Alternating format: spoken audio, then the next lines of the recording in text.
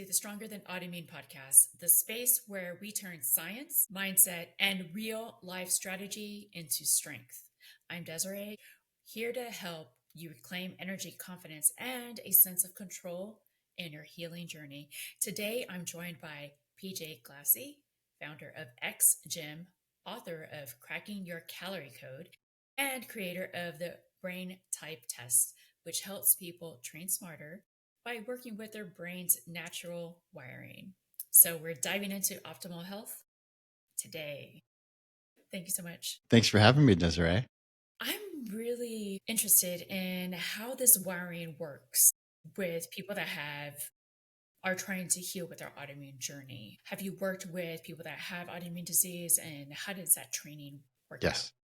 Yes, I have. And of course, I own a gym and I have a different way of exercising. And exercise is very important with autoimmune.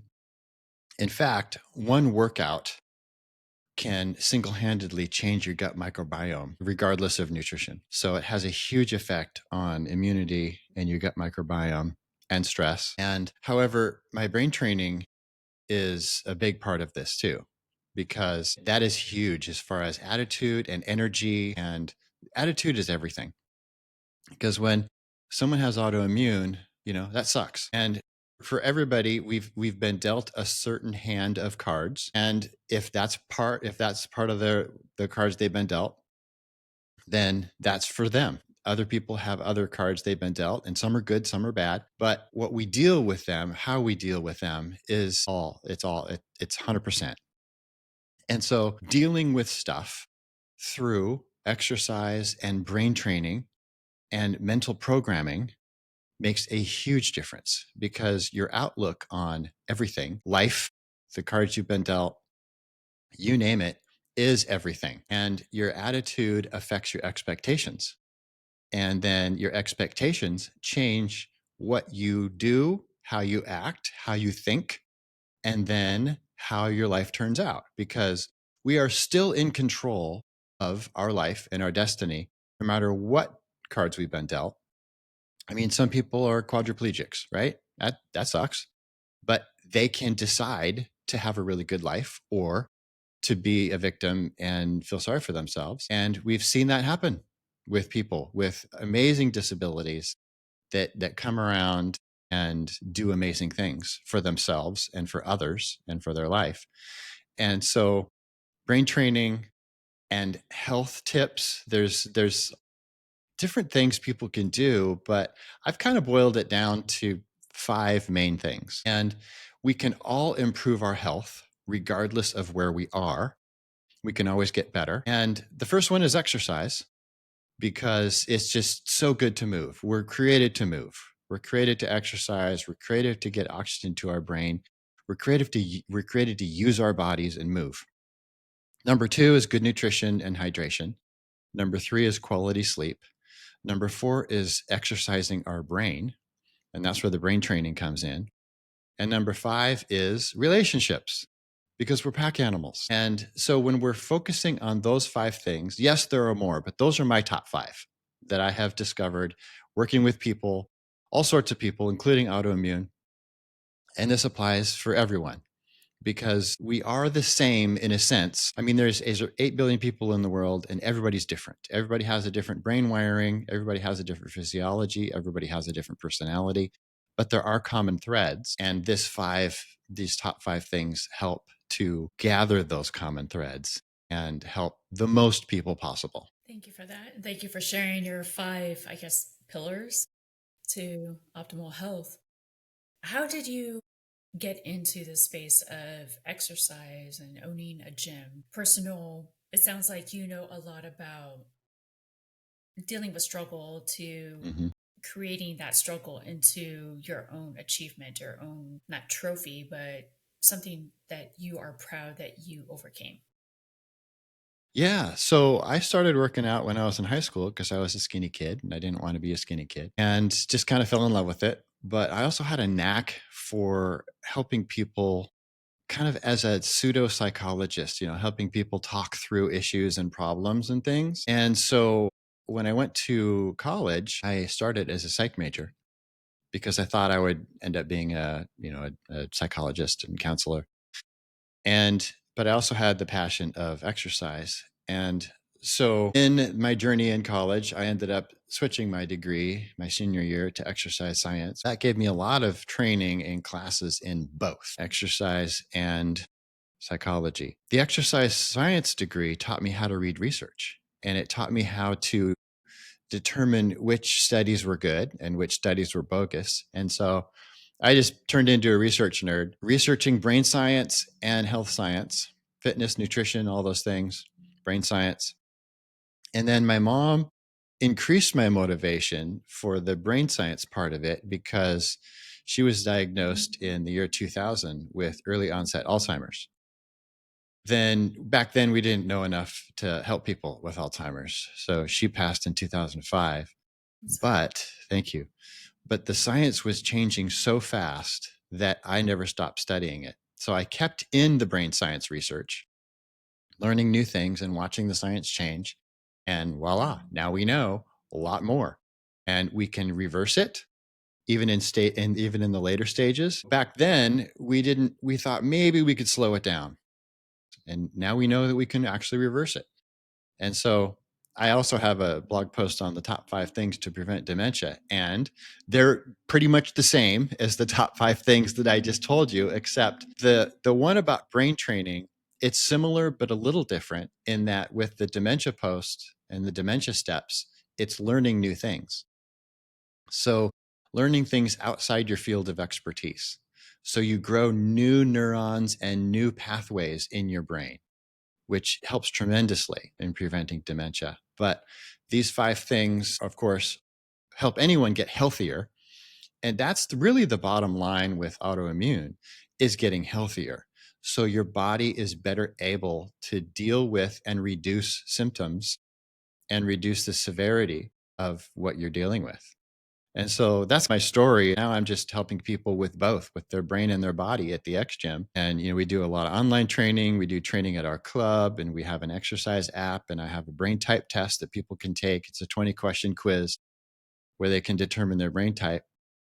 And then they get specific recommendations and prescriptions on brain training exercises they can do to rewire their brain. So fitness and health happen faster and easier with less need for willpower.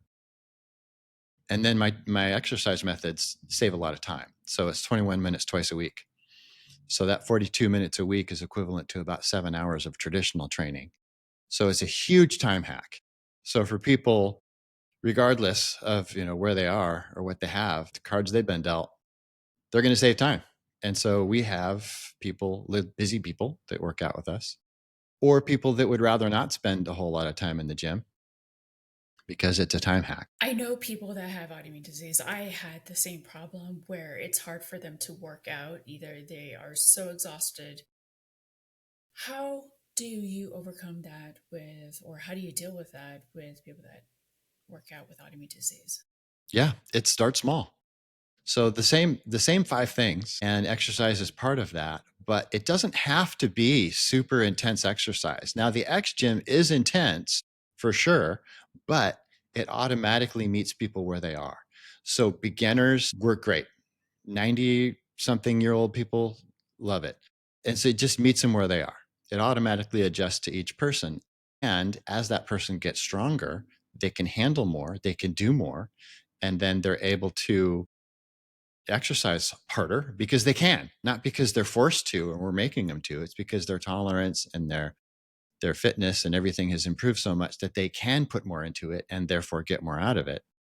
But that's really the key, is just getting healthy. And when people have severe autoimmune and they're low energy and they have pain, the exercise is the last thing they're going to want to do. So what I say is start with movement. Just get up. Now, when you're feeling really crummy, it is easiest to stay sitting or lying and just relax, watch TV, do something easy, and stay in your comfort zone because that feels better and there's less pain. However, forcing yourself to get outside your comfort zone, even if it's just a little bit, to get up, maybe just stand up. Maybe that's the first step. and just to walk around your house a little bit. And then the next step would be to go outside your house and walk around the house. And then when that gets boring or easy, then you're walking around the block and you're taking it at your own pace, increasing your steps literally and figuratively as you can based on the day that you're having. And there's going to be good days and bad days. And sometimes maybe you've gotten to the point where you're walking around the block, but you wake up a morning and for whatever reason, it's particularly bad day. There's a lot of pain, there's a lot of fatigue. So what? Just stand up that day and maybe walk around inside your house. So it doesn't have to be progress every day. It just has to be something. And that something has to be outside your comfort zone, even if it's just a little bit. The problem is people who stay inside their comfort zone, because then things get worse and aging speeds up. There's a lot of anti-aging experts out there, and there's a common thread, kind of a quote between all of them, and they say it a little bit differently. But the main thing, an idea behind this is what they say is aging is the relentless pursuit of comfort. So when people are making sure that they're choosing the comfortable choices in life, they're going to age faster and they're going to have more pain. Autoimmune and other conditions are going to get worse. But if we make ourselves a little uncomfortable, and some days we can do that better than other days, but we just do what we can for the day that we have, then we are slowing down the aging process, reducing symptoms, feeling better, even though in the short term we might feel worse because it's uncomfortable, right? In the long term and overall, we end up feeling better and having more energy and things turn around. Yeah, that makes perfect sense. I mean, everybody, well, not everybody, but if you look at longevity, these longevity hackers or biohackers, they talk about fasting, intermittent fasting, and that's pretty much prolonging that comfort. You're hungry, or you get used to hungry, and then you have these hunger pains, and all of a sudden you fast for so long that you get the benefits of not eating, and you're no longer hungry, and you increase your energy because of the ketones in your system. So can you explain that with movement? Because that makes sense to me. Could you Mm-hmm. explain how movement does the same thing for us by getting outside of our comfort zone, like scientifically, psychologically, and biomechanically?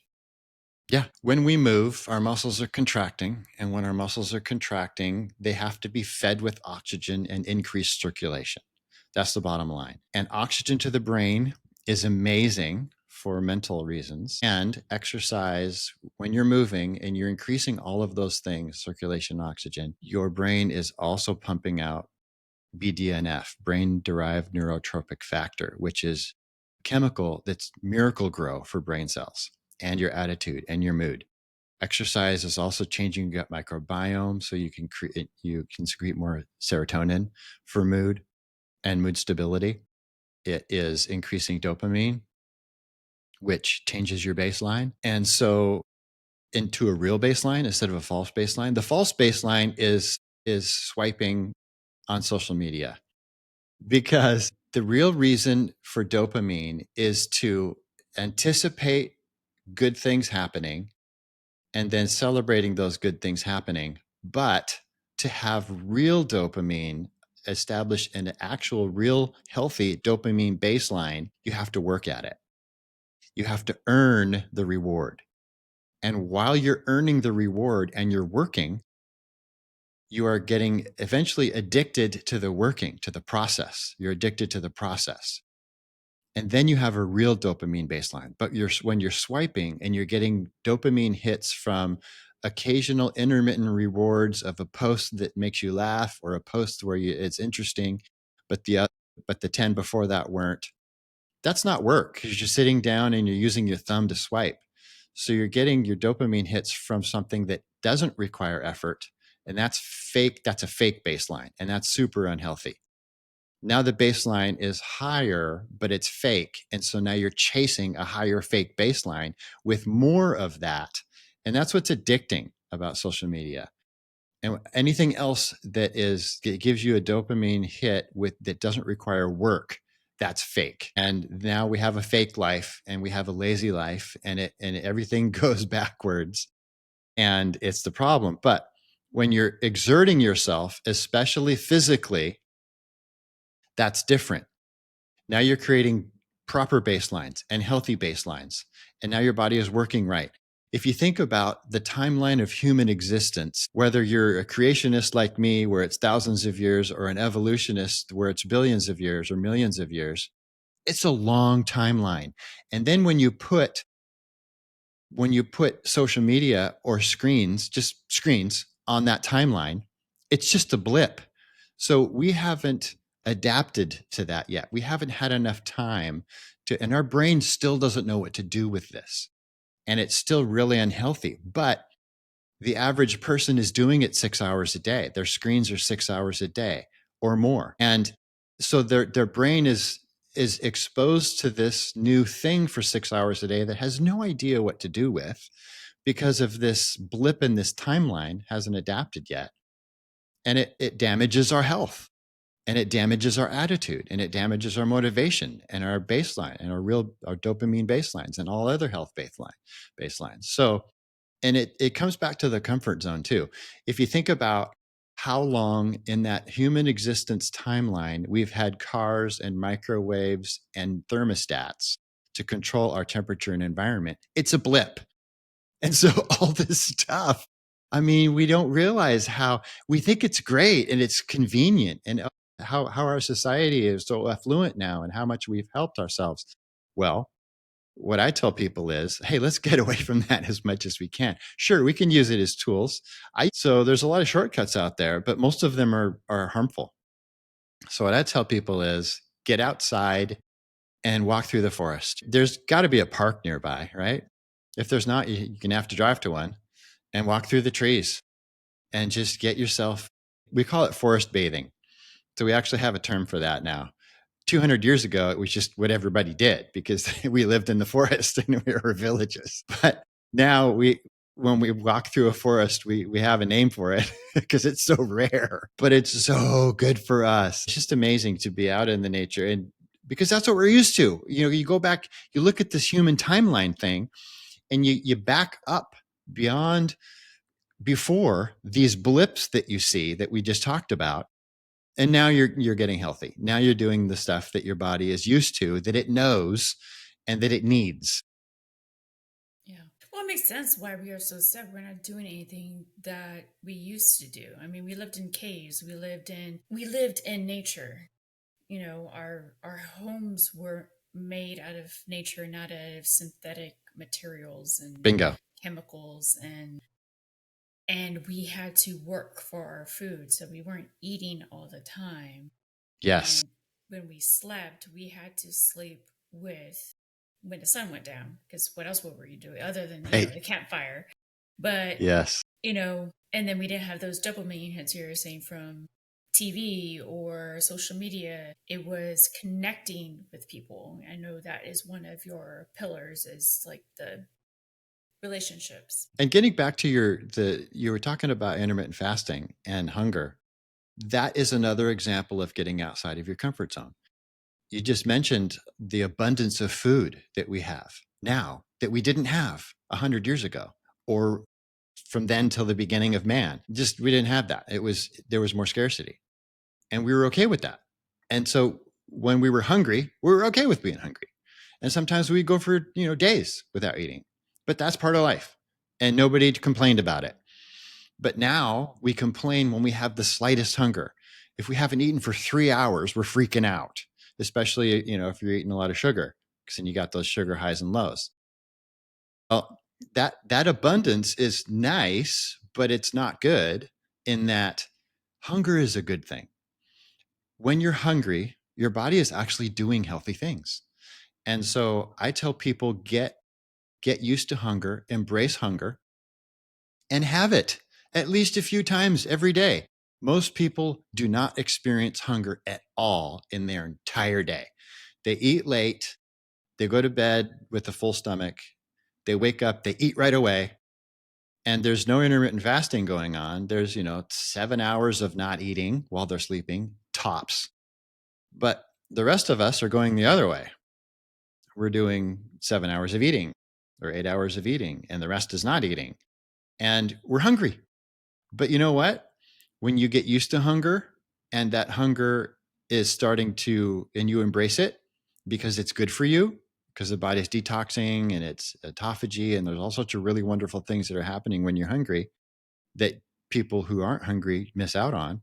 Well, when you embrace that and you say, "Oh, this is a good thing. Oh, good, my stomach is growling. I'm gonna put this off as long as I can and eat when I really need to." Then you're healthier, you're happier, and your body is doing what it is meant to do and what it has done before the blip on the timeline that we talked about, and that's natural. And then when you're doing those things, you're getting healthier, things are falling in line, your body can heal itself, it can reduce its symptoms, it can feel better, you can really have more energy even though you're eating less, and everything turns around and improves. A few questions. Mm-hmm. Okay, so you have that brain test. And I know people that have autoimmune disease, do they have a particular brain type? And so you have autoimmune, you don't really work out, you start working out. Does your brain type change based on Mm-hmm. because your whole body chemistry changes? So I'm thinking, It can, for sure. Part of it is your personality. So, and that can change too.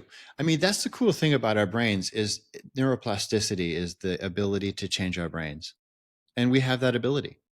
And we can be a completely different person if we want to be, or we can stay the same. And it's really up to the person.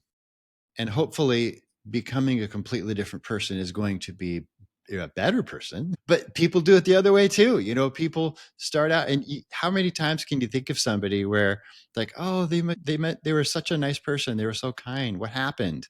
Because now they're super depressed, or they're in jail because they did this horrible thing, or whatever, and we're shocked. Well, that's plasticity.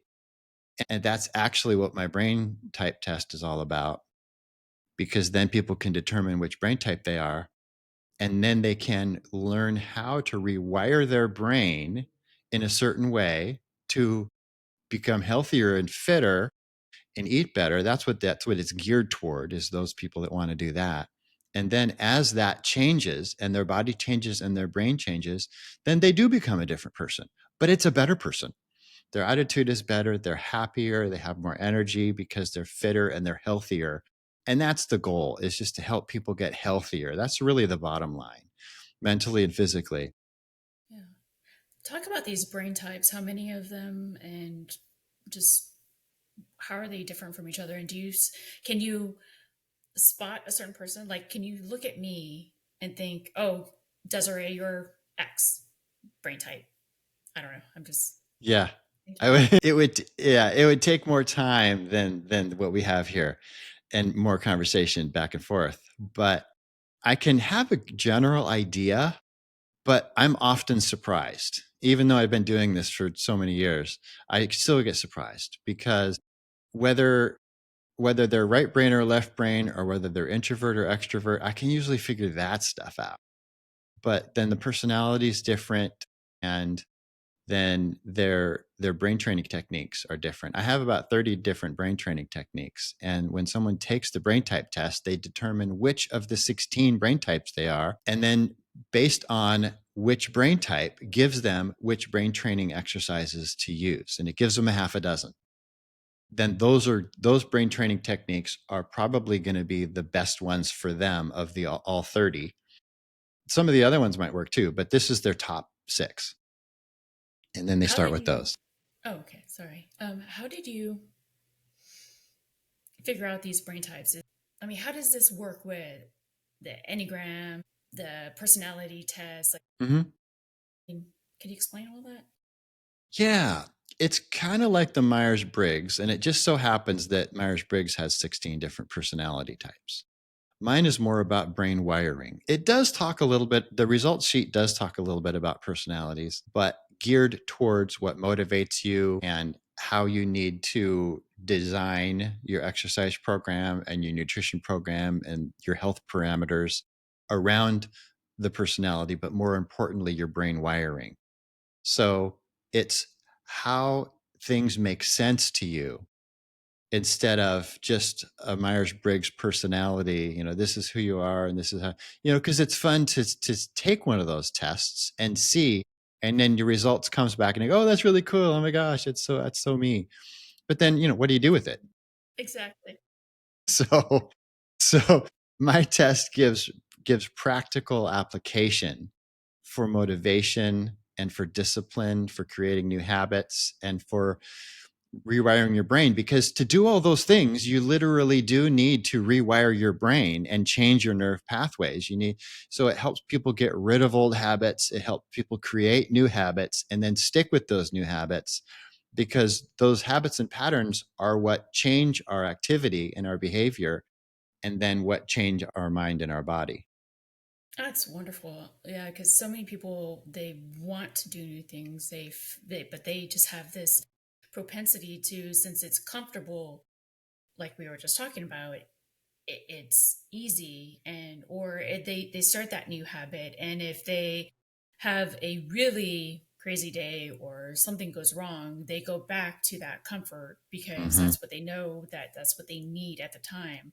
So it sounds like you're giving them information that they need to create these new habits that they want to stick with, because they know the other way is not serving them. Exactly. And the reason that we want to stick to the habits that we've established is because that's easier. So to establish a new habit or pattern, they're kind of interchangeable words. It's kind of like beating a path through the forest. The first time you do it, you're hacking down the foliage with your machete to make a path. And it's a crude path, and it's a skinny path. And then the next time you come down that path, you got some more hacking to do. So it's still work, but it's easier. It's the first time that's really hard. The more you go down that path, the easier it gets, until pretty soon it's wide and there's not even a branch to step over, because you've done it so much. It's super easy. And our brain likes super easy. Our brain likes to be comfortable, and it likes the status quo. And so we fall back on those pathways because they're easy to travel. But what's better for the brain, and to change the brain in a positive way, is to create new pathways. So it's hard, but it's better. And the brain, as it changes, then you change. Then you become more open-minded, you become more positive, and your brain becomes healthier and wider instead of narrower with these pathways that it's established that it only wants to go down. And the best way to establish a new nerve pathway is to learn something new outside your field of expertise. So I have a big brain training exercise, at least one that I do per year. And that's why I'm a general class ham radio operator. That's why I'm a private pilot. It's really hard things that I've picked to do, big projects that take a long time, that are outside the field of exercise science and psychology. The ham radio thing was electronics. You're a watered down electrical engineer by the time you're in the general class. And then with the private pilot thing, it's aerodynamics and it's all sorts of physics and things that I don't deal with in my job. And so it's hard. And when people are learning something hard, and they get to the point where they're frustrated and they go, oh man, I have to quit for today because this is so frustrating. I don't feel like I'm getting it. I feel like I'm stuck. This is so hard. Nope. That's the point where your brain is actually changing the most. So if you can remember this, what I'm saying here, when it gets hard is when you're getting the max benefit. Sure, coming up to that point is good for your brain, but when it's hard, it's great for your brain, because now you're hacking down the forest and you're creating a new path, which is amazing for the brain, especially preventing dementia. But for anybody's mental is health is wonderful. It's the best time. So when it gets really hard and you want to give up, that's when you sit back and you say, okay, this is when I'm getting the most benefit. And then you forge ahead. Now, that's also training you about your comfort zone. It's helping you get outside of your comfort zone. And every time you do that, your comfort zone gets bigger. And then your capacity for everything gets bigger, including just doing hard things in the day. I mean, we all have a list of things to do in the day, right? And we're probably going to have one thing on that list that's called the big rock. That's the thing that we don't want to do because it's hard. And so we put it off to tomorrow and then we kick it down the street until next week. But if you're doing things like this, like hard exercise or hard brain training, learning something new, anytime that you're doing something physical or mental that feels hard when you get there, remember, oh, good, this is when I need to keep pushing through because my comfort zone is getting bigger. And when my comfort zone gets bigger, I can do other hard stuff better. And that big rock is going to be harder to do. And I'm going to get there someday where my comfort zone is so big, the big rock is inside my comfort zone, and then I can get it done. Yeah. Building up that resilience. Mm-hmm. As far as autoimmune disease, we talked about just in steps. How do you know? Because I know you mentioned that your particular way of training, it's twice a week for 21 minutes or Mm-hmm. a total of 21 minutes? Total 42 minutes a week. Okay, total 42. So when you are working with somebody who has autoimmune disease, how do you know how much, because you said get out of your comfort zone. How do you determine that with the person? It depends on them and it depends on the day they're having because there's good days and there's bad days. Well, good days, let's take advantage of it, but let's not overdo it because that can cause a bad day tomorrow. Do you have a list of questions that you ask them, like your energy before and after, or do you Mm-hmm. like what assessments do you give them, just so if people want to get started, Mm-hmm. they have something to go against, or and then after they finish working out? Because I think that's been the hardest thing. I think I did that intuitively with myself, Mm-hmm. but that took me a really long time to get there, Yeah. figuring that out. So I Yeah. want to give people a shortcut of these are some questions to ask before, and these are some questions to ask after. Yeah. How are you doing today? I mean, we have that's the first question is and what's your pain level, what's your discomfort level? And the question is customized based on the person, their intro workout. I usually do all those and sometimes another trainer depending on, but if it's somebody with specific like they're coming to us and they have an injury or they're coming to us with autoimmune or they're coming to us with whatever it is. We've trained people with multiple sclerosis, muscular dystrophy, Alzheimer's, Parkinson's, a lot of neurological things because of our style. It's so good for the brain and for the nervous system of the body.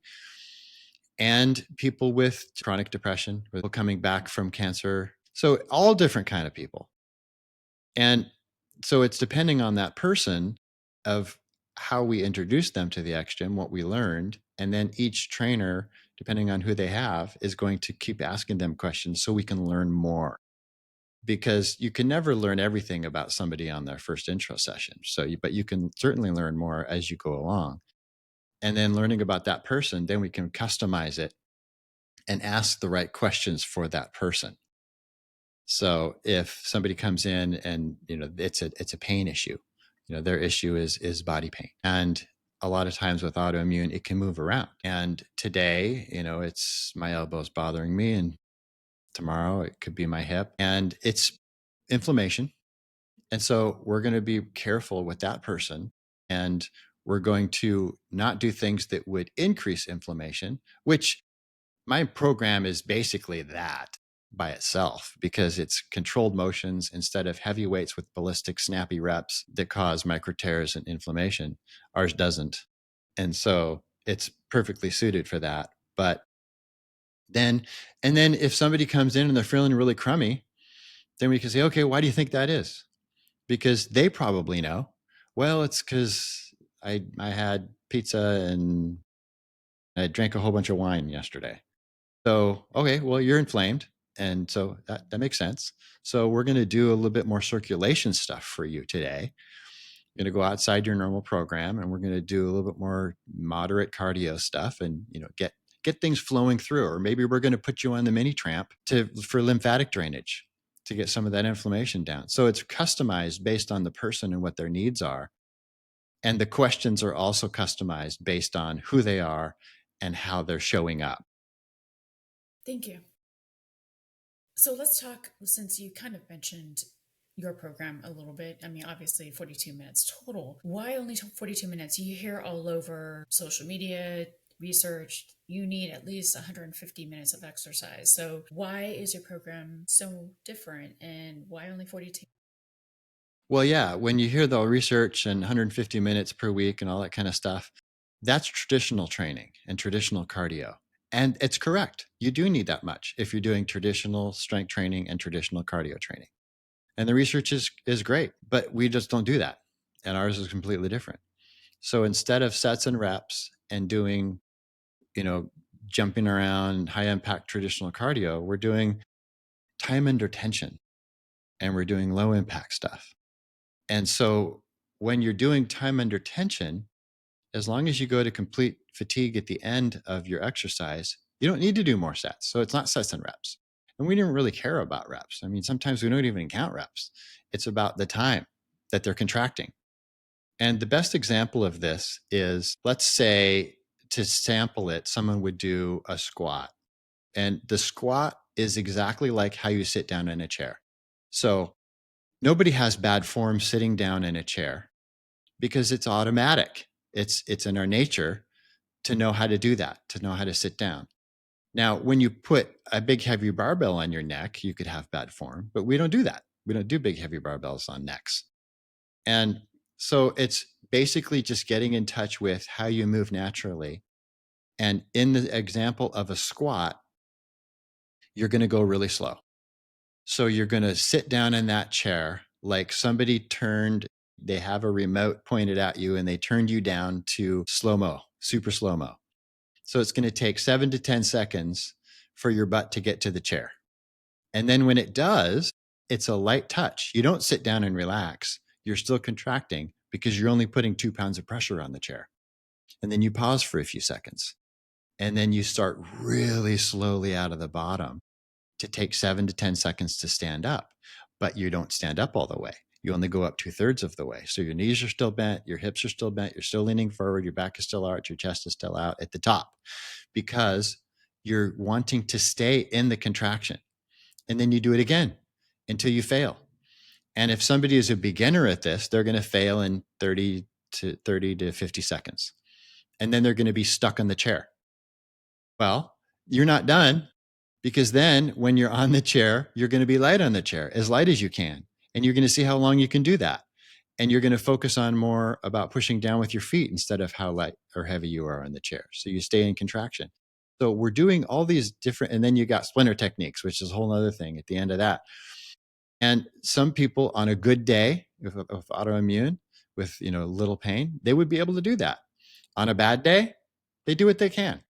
And then the failure point is going to come faster and quicker. And then it's going to be shorter, but it's what you can. It's doing what you can. And each day, as long as you're pushing yourself to the edges of that comfort zone, but not beyond. But when you push yourself to the edge, you're going to stretch it out.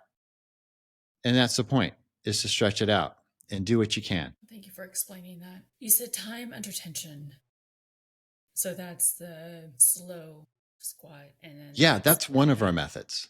Okay. We have 6 other methods, but they all require you to do controlled motion and stay in the contraction. So a beginner is going to be able to do that for half a minute. An advanced person is going to be able to do that for 3 minutes. Regardless, they're both going to get to their point of failure. That's how it adjusts to each person individually. And when they get to that point, that's where the magic happens. Because when they fail, then their muscle cell says, oh gosh, I couldn't do that, so I better change. But if they don't get to failure and they quit before it fails, then the muscle cell says, well, I could do it. Why change? I'm going to stay the way I am. And the muscles will stay the way they are or get worse unless they're forced to get better. And the only way to do that is to make them fail, that they couldn't do it. And obviously, they're not doing this every day, like you said. They're doing this right just twice day. a week. Just twice a week. Yeah. So plenty of recovery time between workouts. Yeah. How many days in between workouts, since we do have 7 days in a week? Yeah, it depends. So a lot of people will do 2 days and then 3 days in between because it's twice a week. But sometimes people's schedules require just one day in between, and that's okay. But because our methodology doesn't cause micro tears like traditional training does, some people can do it the day after. They can do Monday, Tuesday. And sometimes that happens. They're going to be gone for 5 days. And so they can only come in 2 days in a row. That's great. I don't recommend people do that always, but it can be done. And it can, especially with our methodology, where that's really hard to do with traditional training. Great. You've been in the fitness world for decades. What would you say is a myth about health or exercise that you wish would disappear? Gosh. Well, traditional training was invented to bulk people up. So there was a famous European strongman that came to America to make more money in strongman shows, and his name was Eugene Sandow. He came here in the 80s, and he was jacked. Because men back in the late 1800s, they were healthy. Obesity wasn't a problem like it is today, but they were skinny, they were fit, they were toned, but they weren't jacked like Eugene. And Eugene was getting all the chicks. And so they said, "Hey, Eugene, tell us how to get jacked like you." And they finally wore him down. And so in 1891, he released his technique, sets and reps. That's when sets and reps were born, 1891. And it's still really good for getting jacked. So bodybuilders should do it. But for the rest of us that just want to get toned and defined, I invented my methodology. And so, yeah, we get really strong and functionally fit, but we don't get jacked like Eugene or like a bodybuilder. And it takes less time. One set is all you need instead of multiple sets like traditional training. So that's the main difference and where it came from. And that's why we can get away with twice a week. And that's why we can still get great results. And that's why it's more health-based as opposed to how you look in the mirror. Now, when people reach optimal health, which is our goal for everybody, then they don't have extra weight on them because an optimally healthy body just doesn't. And so they will lose weight. That if they come to us and that's their goal, I want to lose 100 pounds. Okay, wait, let's get you optimally healthy and let's see what you weigh then. We don't know. Nobody knows. I don't know. You don't know, but let's find out. And then, because everyone's different, but then they're going to be happy. And if they have symptoms of whatever, they're going to be reduced. They're going to have more energy. And then that's our goal for people, is just to help them become functionally fit, happier, more energy. And so they can enjoy life more and participate in life more. If someone's listening, obviously has autoimmune disease and they're feeling stuck in their body, they don't know where to start. Mm-hmm. What's one simple thing they can start doing today to start healing and gain strength? Well, it depends. So if they can start moving, then they would choose that and start small. Just like we said, go outside your house and walk around it. But then it's something that is too easy to not do. It's so easy, it would feel silly to not do it. And then make that a daily thing. Every day I do this silly thing that's super easy, because then that is establishing a pattern and it's rewiring your brain. Now you're taking that path. And then pretty soon your daily habit, then you get bored with it. It's too easy. And you go, I'm going to walk around the block.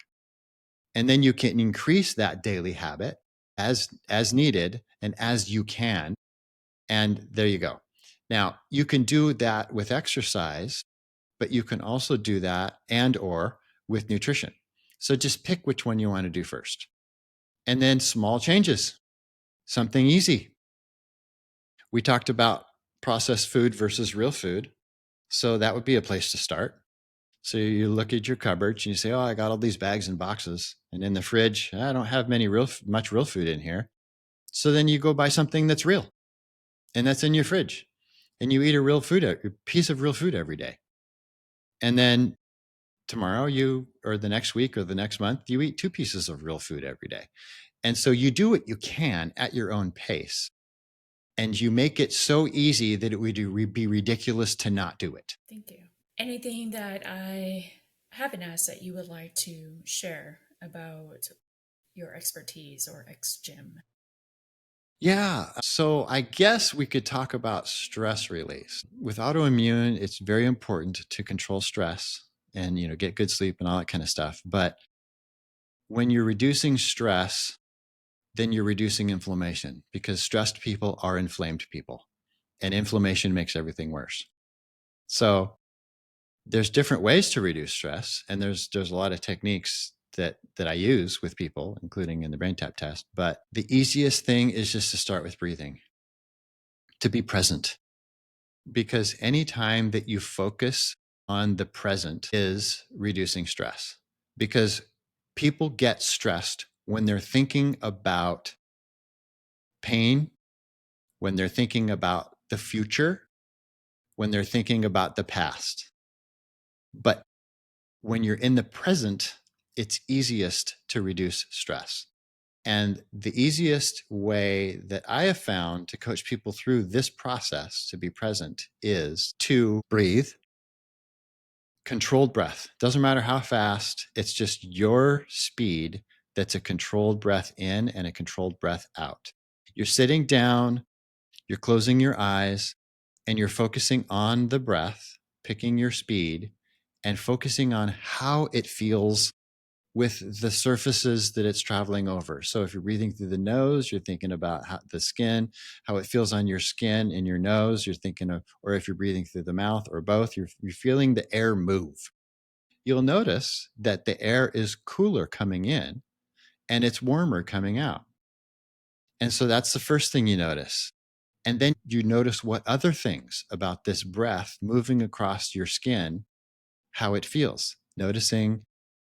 And then you're noticing about how your heart rate is slowing down. And you're noticing that breathing is getting easier and your breathing rate is slowing down.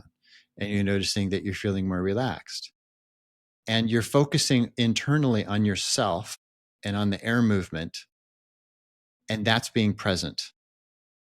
So that's the beginner version. And then when you're really good at that, then you can increase the time. Start with 20 seconds. And you'll notice also that your brain will get distracted from that.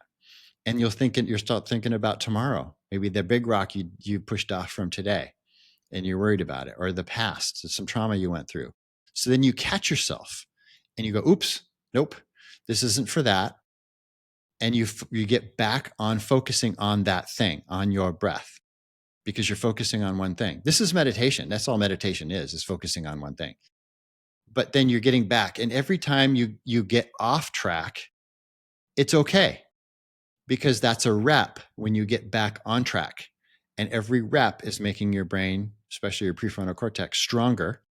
And so it's benefit. It's not something you don't beat yourself up about it. Oh, I got distracted again. Darn it. No, it's okay. Distraction is part of it. What you're doing is you just enjoyed another rep to exercise your brain and to be present. And once you do that, then you're relaxing. You're exercising your brain. You are reducing inflammation and you are changing your perspective, because you're able to change your focus. So it's when you get locked into a certain mood or state, now you're better at getting out of that. And that's really important. Very helpful. Thank you so much, PJ. I love how you were able to break down the science, especially mindset and how it's related to movement in a real, sustainable way. And remember, you are stronger than autoimmune. And please find XGym and Pj Glassey. Google him, you'll find him. And he's been a charm to listen to and give us so much information. Thank you.